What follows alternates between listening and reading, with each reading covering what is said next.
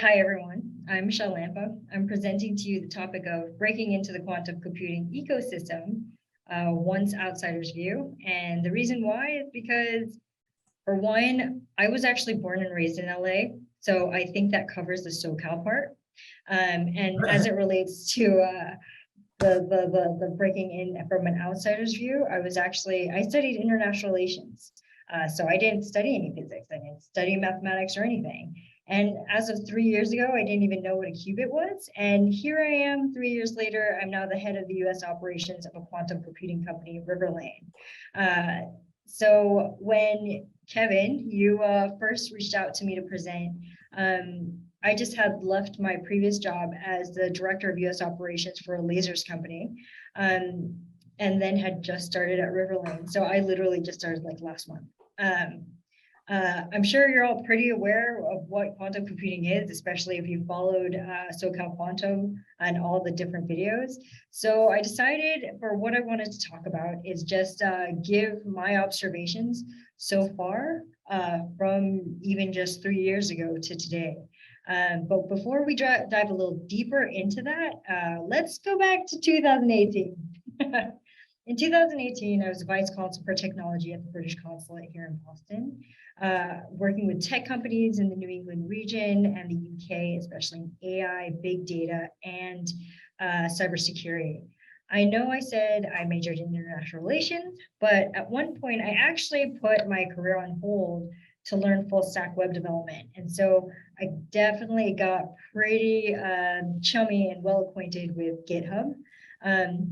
And if you don't know what GitHub is a provider of internet hosting for software development and version control.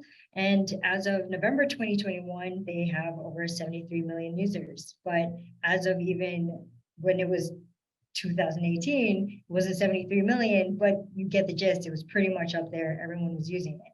People don't realize that is in February 2018, GitHub weathered the largest known DDoS attack in history at the time with Akamai.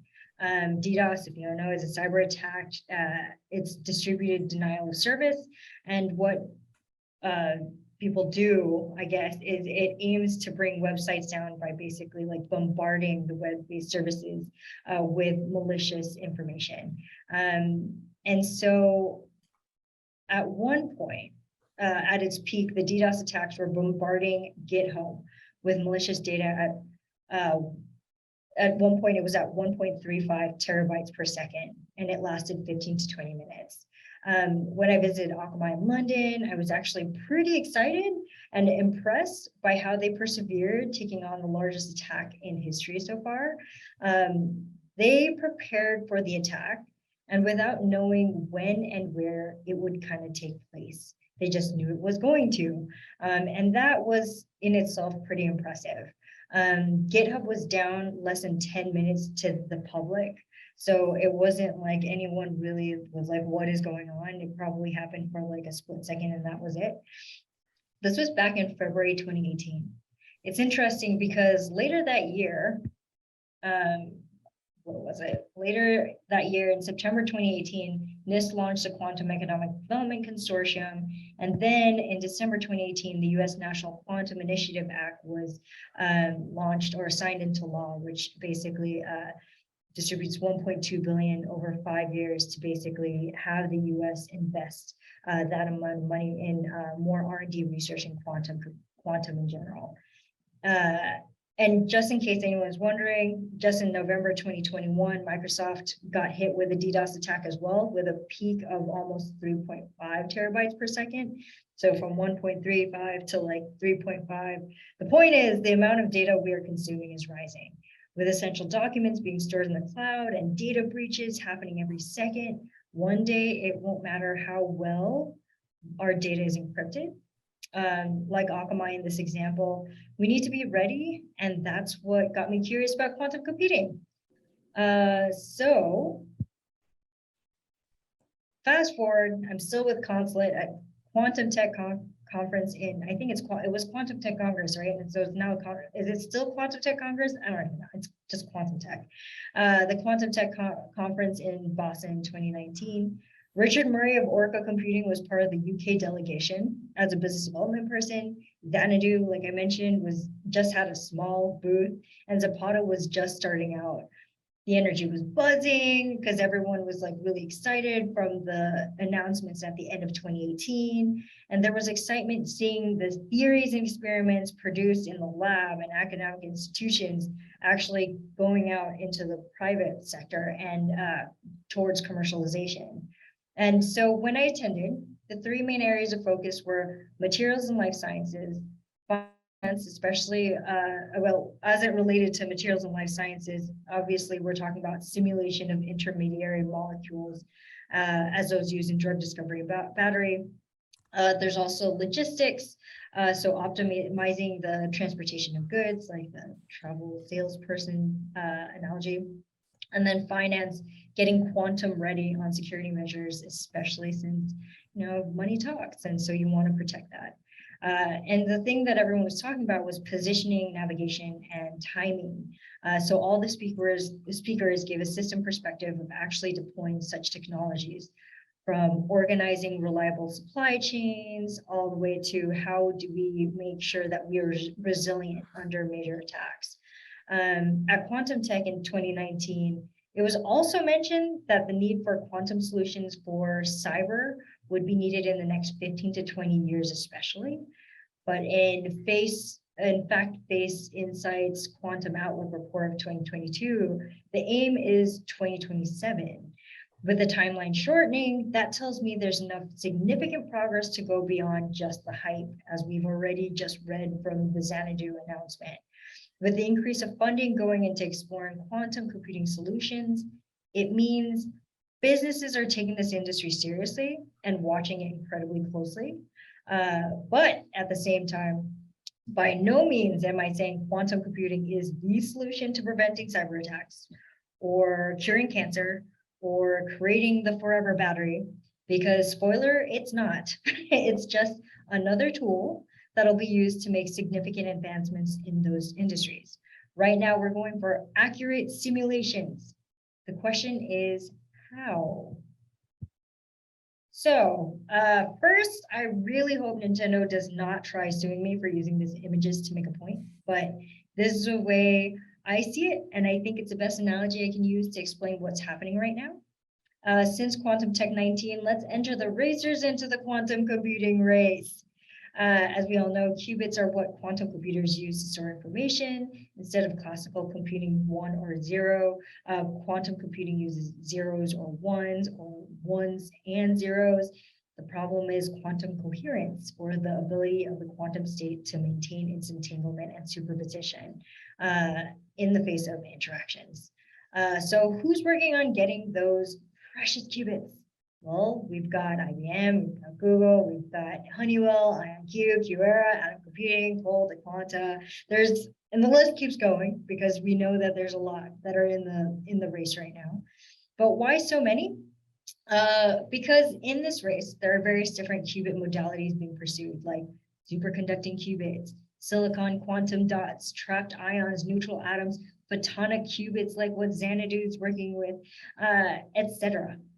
Though they're all aiming for the same end result, each of these qubit modalities have very unique characteristics, similar to what you'd see when playing Mario Kart. Each driver has their list of pros and cons: speed over stability, stability over speed, etc. I don't know, seriously, I don't know if you are familiar with Mario Kart, but otherwise, hopefully this makes sense to you. In essence, considering the fragile state of qubits, all of these quote unquote drivers are facing the same problem. They want the qubits to interact with each other, but not necessarily with their environments, which is pretty common at this stage, which leads these qubits to be error prone. They also don't hold their quantum state long, but let's move on. Continuing on the Mario Kart theme, since Quantum Tech in 2019, we're still faced with the same challenges in the same categories: materials, life sciences, finance, security, logistics.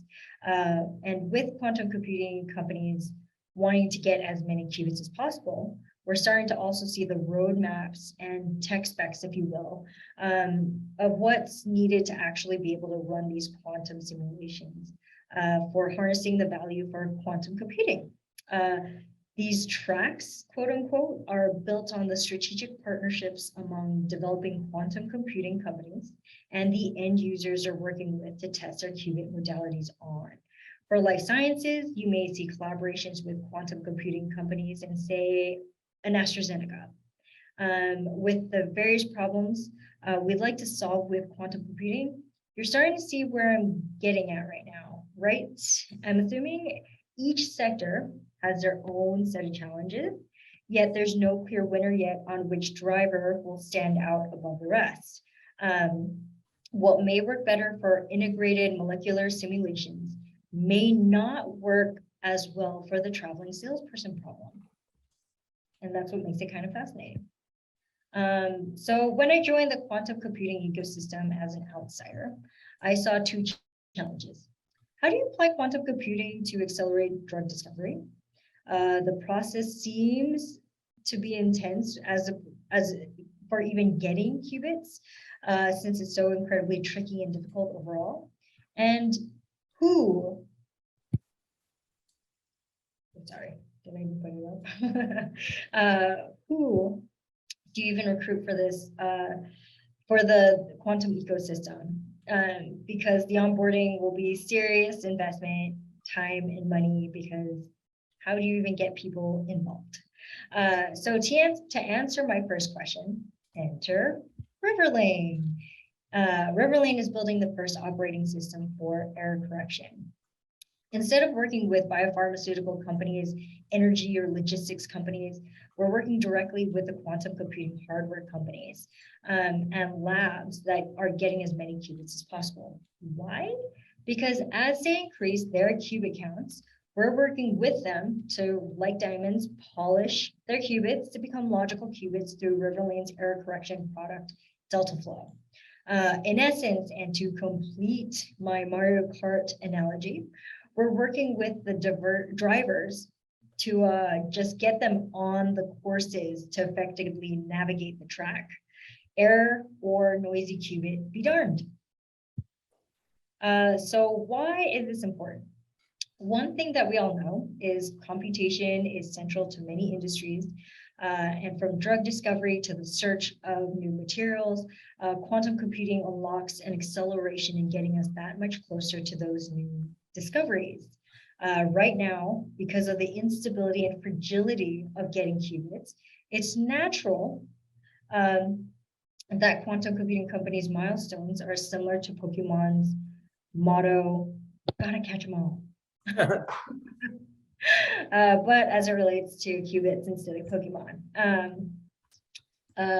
But as you can see from this chart, the value of quantum computing isn't so much in getting as many qubits as possible, but it's about getting as many logical qubits as possible, which is where we at Riverlane come in.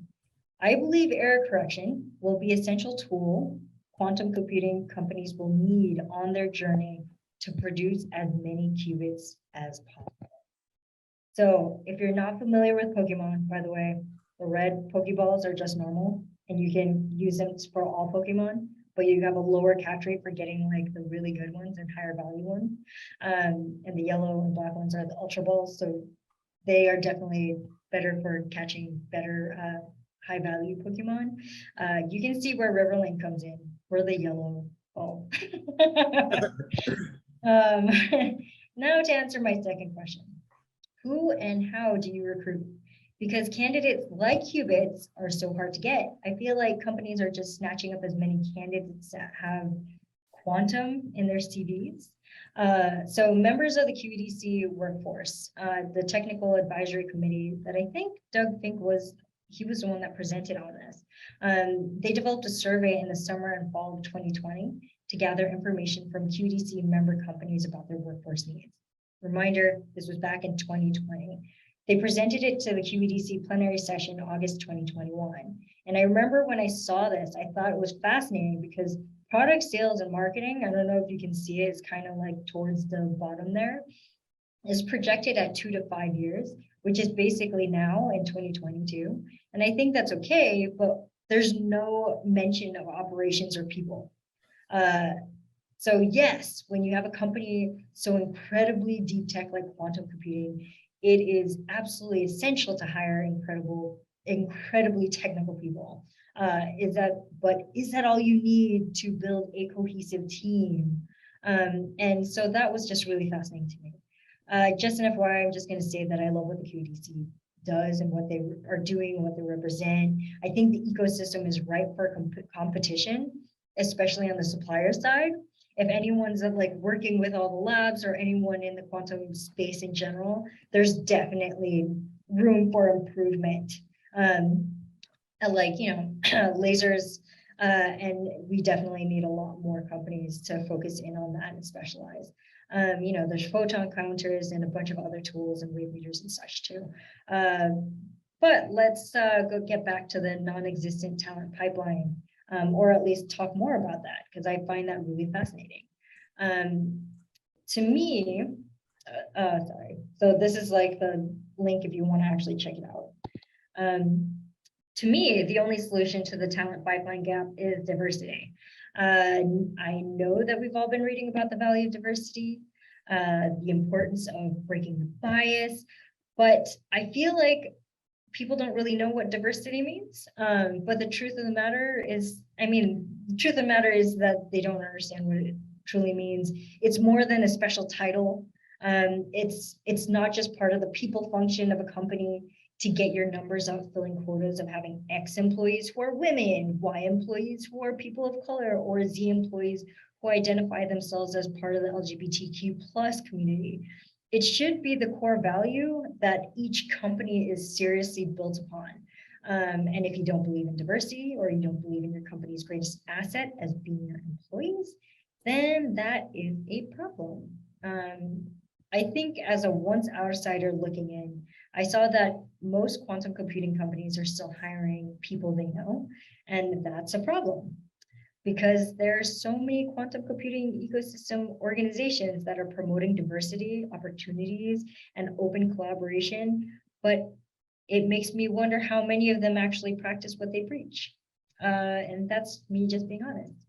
I've met a lot of people who, even after years of getting their PhD and a quantum relevant degree, were so burned by the culture of working for a truly awful company that they went back to academia.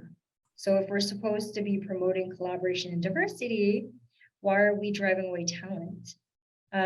Thinking of your company's culture is essential and vital to building up any company. So why isn't it usually one of the immediate hiring needs?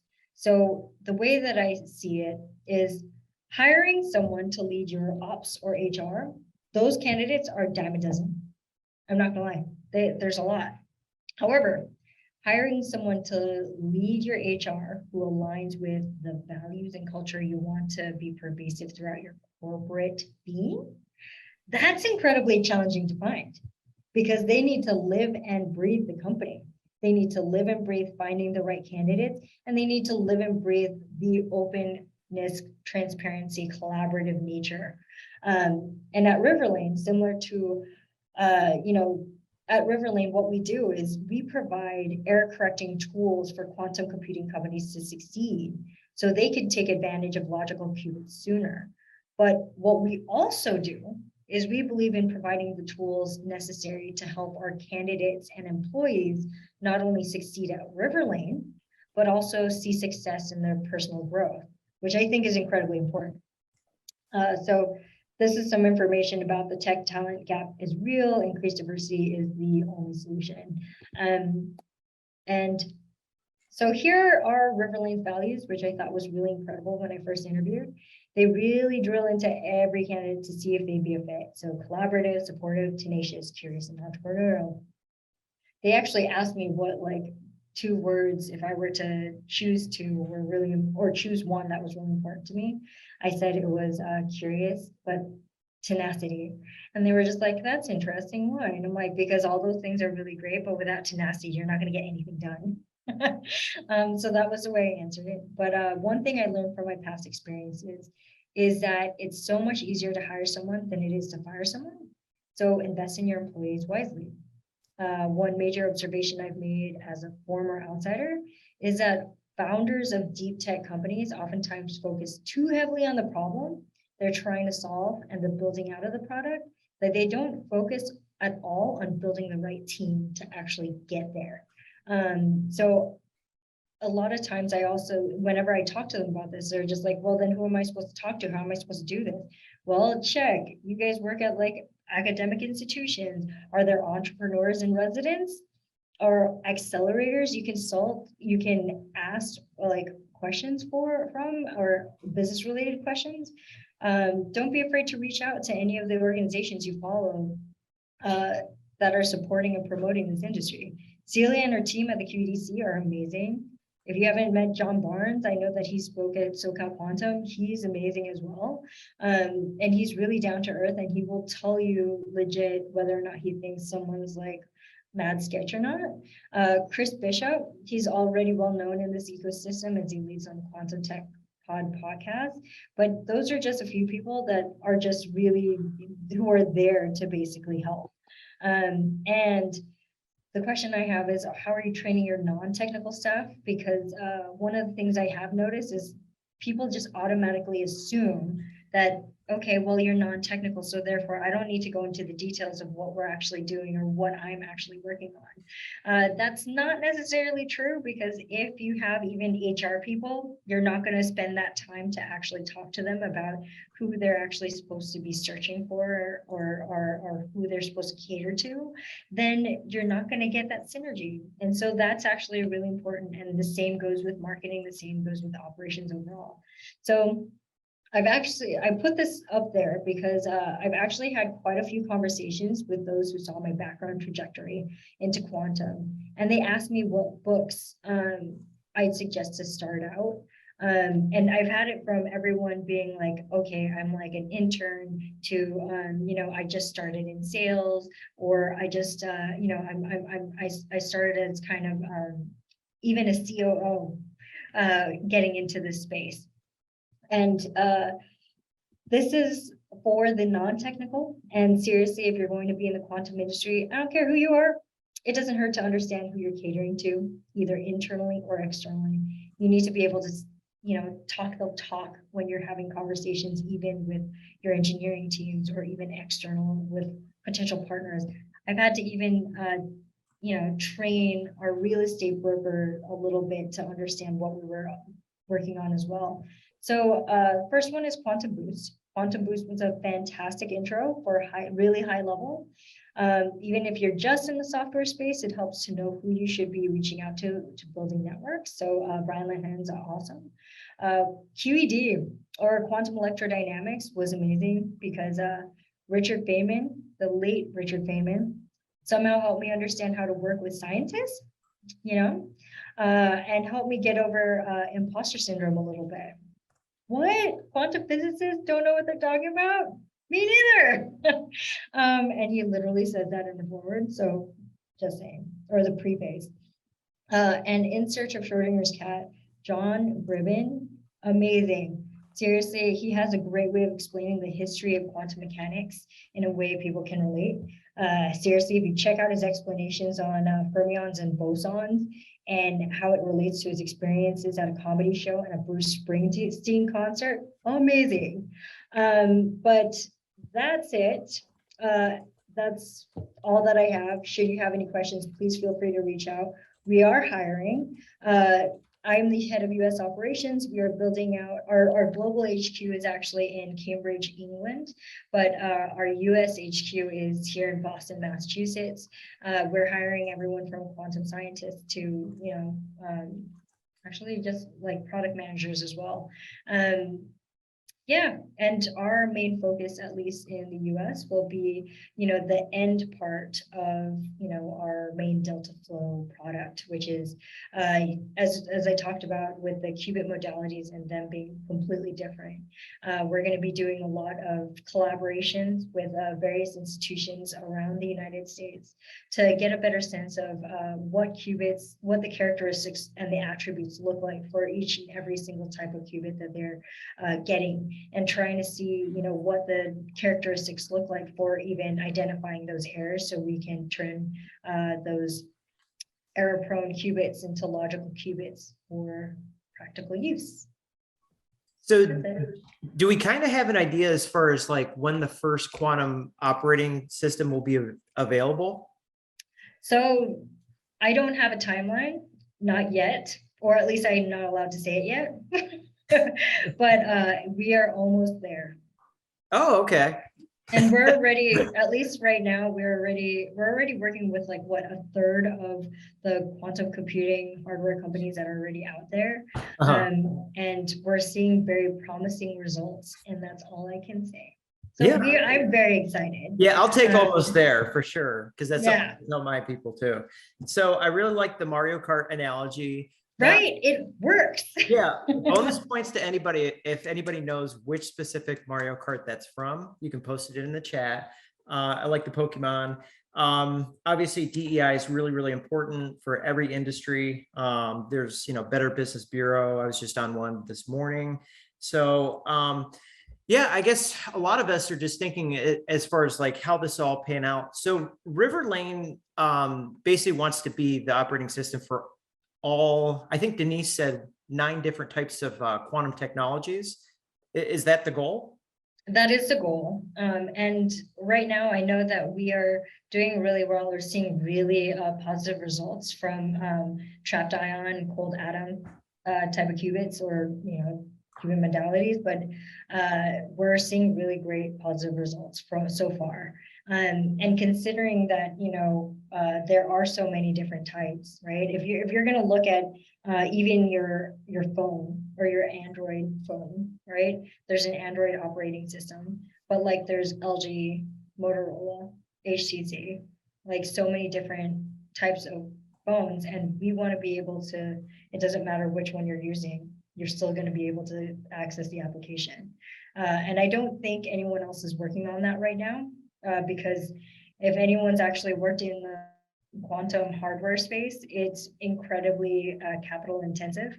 And especially through COVID, the logistics and supply chain and getting things shipped to and fro probably caused major issues for a lot of different labs. And so a lot of their money is more focused on just developing, and like I said, the whole gotta catch them all, getting as many qubits as possible. The Xanadu thing was actually really interesting to me, just because yes, you got your first like simulation, and it's great to like actually see that it worked, or you were able to get a simulation out of it, but how accurate is it? And we were talking about the 216 qubits, like how many of those were actually used, and it's just so many different questions that we have. And yes, right now we have to think about the little wins, right? The little wins is like, but we proved that it works. And it's like, great. But the way that Riverlane is thinking is like, eventually, and we're already seeing it, that we're going to get to that point where especially the end users, the financial institutions, the cybersecurity, the governmental institutions, the life sciences, biopharmaceutical companies, they are all going to want to actually see accurate simulations, because for them, these simulations mean life and death. And so, yeah, we are one step ahead of game. We are working with quite a few different companies, and like I said, it's just a very exciting time right now. Yeah, awesome. At least from what I've seen. So Vince says he's going to be at quantum.tech in Boston. Nice. Is anybody else is the call. Now, could you tell us, Michelle, a little bit what these quantum conferences are like? Yeah, there's a lot of, well, I mean, it's very similar to what, I'm assuming you've all attended various different events, especially on quantum or even lasers and stuff. There's just a lot of people who are putting a lot of algorithms up on the screen, showing what they've done, their presentations, their white papers, talking about it. Hey, look at me, look at what we've accomplished. One of the things that you just gotta, and then you've also got the people who are the wannabes, and then you have the people who've actually been in it for a really long time. So you see both of those. I know that when I first started and I talked to a lot of people and I talked to some of my colleagues, I was like, hey, this guy said that he could do this. And she was like, no, no, no, dude, no, no, let's talk about this. And she introduced me to that because this is like a new emerging market. Anyone who talks about like the hype, which is like quantum computing is going to like solve all issues, not who we want to be associating with. However, I get how it's part of the marketing tactic for essentially getting more investors involved. And that's the thing. You are seeing a buttload of investment going into this space already. And that is very promising, but that also puts a lot of pressure on delivering results. So how do we manage expectations on what we are actually seeing, what the trajectory is, what the roadmap is for quantum computing, and how do we just, go on from there?